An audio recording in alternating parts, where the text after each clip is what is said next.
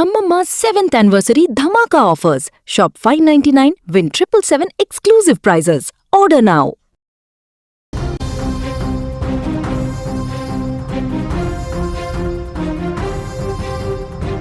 కల్వకుంట్ల కవిత నేతృత్వంలోని కొత్త పార్టీకి సిఈసి అధికారికంగా గ్రీన్ సిగ్నల్ ఇచ్చింది.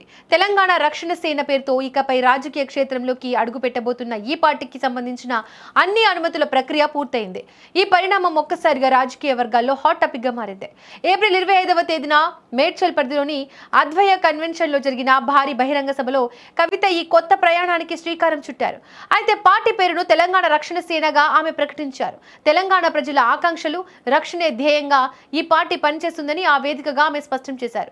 అయితే పార్టీ రిజిస్ట్రేషన్ ప్రక్రియ పేరు మార్పు అంశంపై అప్పుడు కొందరు సందేహాలు వ్యక్తం చేసినప్పటికీ ఇప్పుడు కేంద్ర ఎన్నికల సంఘం నుంచి స్వయంగా అధికారులే వచ్చి అనుమతి పత్రాలు అందజేయడంతో అంతా స్పష్టమైంది.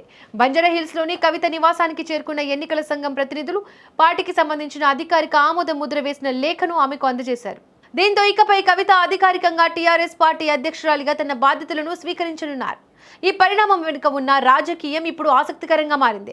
పాత టీఆర్ఎస్ అంటే తెలంగాణ రాష్ట్ర సమితి పేరును బీఆర్ఎస్ అంటే భారత రాష్ట్ర సమితిగా మార్చిన తర్వాత ఆ పాత పేరుపై తెలంగాణలో ఉన్న సెంటిమెంట్ ను ఒడిసి పట్టుకునేందుకు కవిత ఈ వ్యూహాన్ని అమలు చేస్తున్నారని విశ్లేషకులు భావిస్తున్నారు.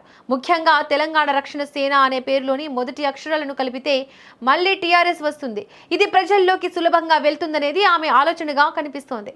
మరోవైపు కేంద్ర ఎన్నికల సంఘం ఇంత వేగంగా స్పందించి ఆమెకు అనుమతి ఇవ్వడం కూడా రాజకీయ ప్రాధాన్యతను సంతరించుకుంది. పార్టీ రిజిస్ట్రేషన్ ప్రక్రియలో ఎలాంటి ఆటంకాలు కలగకుండా అధికారులు క్లియరెన్స్ ఇవ్వడం గమనార్హం. ఈ కొత్త పార్టీ రాకతో తెలంగాణలో రాజకీయ సమీకరణాలు వేగంగా మారే అవకాశం ఉంది. ఇప్పటికే క్షేత్రస్థాయిలో ఉన్న క్యాడర్ను సమన్వయం చేసుకుంటూ టీఆర్ఎస్ అనే పేరుతో ఉన్న పాత గుర్తింపును వాడుకుంటూ ముందుకు సాగాలని కవిత ప్రణాళిక రచిస్తున్నారు. ప్రభుత్వంపై పోరాటంతో పాటు ప్రజల సమస్యలపై రాజీ లేని పోరు చేస్తామని ఆమె వర్గీయులు చెబుతున్నారు.